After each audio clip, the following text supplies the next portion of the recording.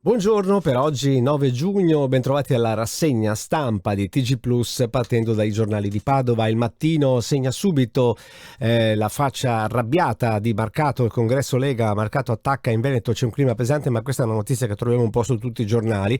Boom dei centri estivi, invece apre il Mattino: con la chiusura delle scuole lunedì inizia l'attività per i bambini e ragazzi fino a settembre, prezzi comunali inalterati e rincari nel privato, le famiglie chiedono aiuto. C'è una sequenza di foto che riguarda i poliziotti violenti a Verona, la riporta anche il Mattino, le foto della vergogna con tutto quello che è successo. Ne abbiamo parlato per molti giorni, abbiamo fatto anche delle indagini proprio con degli ospiti. Ultras molesti, carabinieri sul parquet, maxi squalifica. Qui è una partita che è successa a Conselve. Vediamo ingrandendo magari un po' meglio la notizia.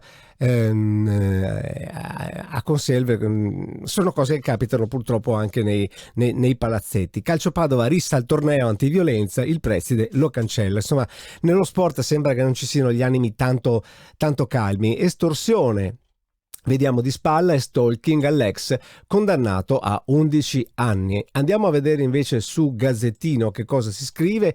Migranti, il nuovo piano dell'Unione Europea, tutti i paesi responsabili di chi è soccorso. Il sì dell'Italia ha accolte le nostre richieste. Meloni riceve Scholz, attesa sul patto di stabilità, non si torna all'austerità. E vediamo l'omicidio Tulissi, nuova pista, indagato il lupo solitario.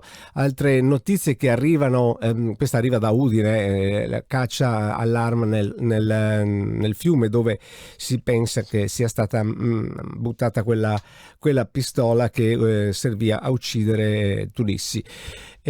Condannato per stupro, va in carcere ma viene respinto. Questo a Padova, dicono è presto, deve scontare 6 anni, il suo legale serve qualche giorno per l'ordine di arresto. Questa è la legge italiana che ha le sue falle e ha i suoi problemi. Vedete che anche qui si parla di Marcato, alla Lega c'è questo congresso, uno scontro tra bande viene definito. Andando su Corriere del Veneto c'è questa bella fotonotizia: Mattarella, le frecce e la Ida per i 100 anni dell'Arena. Lo riportano per quel che riguarda il grande spettacolo dell'Arena di Verona. L'inchiesta bis, calci e pugni, gli agenti negano.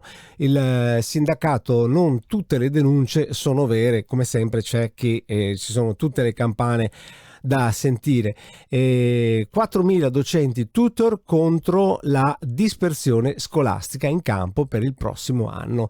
Poi ci sono naturalmente le proteste. Targhe Assicurazioni, il mondo delle biciclette boccia l'idea di Salvini che aveva lanciato non molto tempo fa, e i pinguini aprono il maxi svincolo. Lavori per rafforzare gli altri cavalcavia, sono pronte anche sul ponte di San Giuliano nuovi cantieri. Brescia-Padova, meno auto dal pre-pandemia. Queste sono le notizie dei giornali. Andiamo a vedere anche le notizie da Padova dal nostro TG Plus. 4.000 confezioni di alimenti in scatola sequestrati dai NAS. Poi c'è stato un fuggi con inseguimento di una persona ubriaca alla guida che ha interessato parecchie pattuglie di carabinieri finché sono riusciti ad arrestarla. È tutto per Padova.